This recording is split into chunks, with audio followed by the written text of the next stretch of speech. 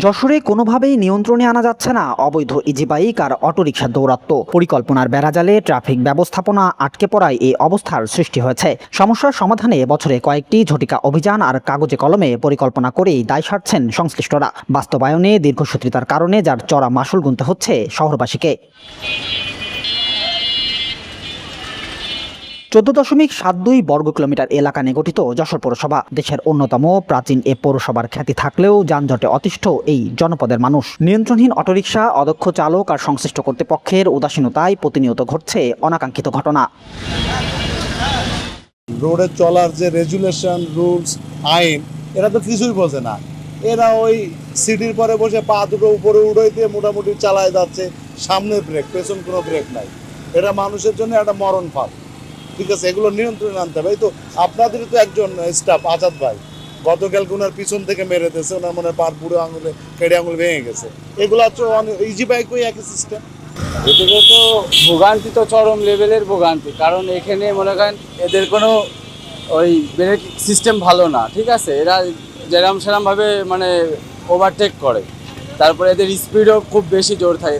কিছুদিন আগেও এখানে একটা আরেকটার উপর উঠে গেছিল এই মোড়ে। ঠিক আছে, এখন এইগুলো আসলে নিয়ন্ত্রণে আনা প্রয়োজন। শহরের দরাটানা, চিত্রামোড়, চৌরাস্তা, মনিহার ও কাঠেরপুল এলাকার অবস্থা সবথেকে বেশি ভয়াবহ। শহরবাসী বলছেন, এসব এলাকায় অবৈধ অটোরিকশা, ইজি বাইকের দাপটও বেশি। এতে ভয়াবহ ভোগান্তি পোহাতে হচ্ছে মানুষকে। এটার মূল সমস্যা ধর শহরে প্রধানত যানজট সৃষ্টি করছে, নিয়ন্ত্রণহীনভাবে চলাফেরা করছে, যেখানে সেখানে যত পার্কিং করছে। এদের কোনো গতিবিধিও ঠিক নাই। তো এরা যেভাবে চলাফেরা করে রাস্তা দিয়ে, তাতে দুর্ঘটনা পর্যায়ক্রমে প্রতিনিয়তই বাড়ছে।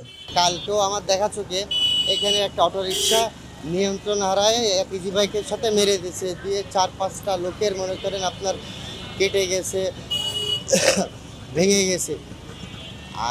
আমাদের উচিত যে এই অটোরিকশা একেবারে রিক্সাওয়ালাদের ধরে ধরে মনে করেন যদি বন্ধ করে হবে না, একেবারে গোড়ার থেকে এটা বন্ধ করা লাগবে।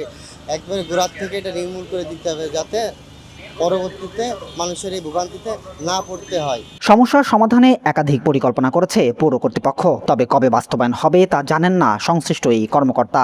জেলা আইন শৃঙ্খলা মিটিংয়ে বিভিন্ন সময় আলোচনা হয়েছে। সেই আলোচনার প্রেক্ষিতে আমরা পৌর পরিষদ একটা সিদ্ধান্ত নিতে চাচ্ছি।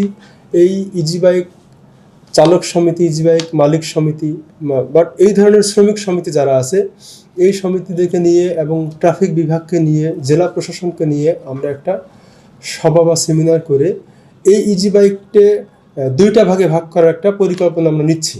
সেটা হচ্ছে দেখা যাচ্ছে দিনের প্রথম ভাগে একটা গ্রুপ ইজি বাইক চালাবে, দিনের দ্বিতীয় ভাগে আরেকটা গ্রুপ চালাবে। সেই ক্ষেত্রে আমরা এই ইজি বাইকটাকে 2টা কালারে আমরা পৃথক করবো।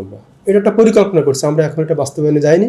আমরা আশা করতেছি আমরা খুব শীঘ্রই এই আলোচনার মাধ্যমে আমরা এই কার্যক্রমগুলো বাস্তবায়ন করার চেষ্টা করব। শহরের যানজট নিরসনে সংশ্লিষ্ট কর্তৃপক্ষের জোরালো পদক্ষেপ নেওয়ার দাবি জানিয়েছেন পৌরবাসী।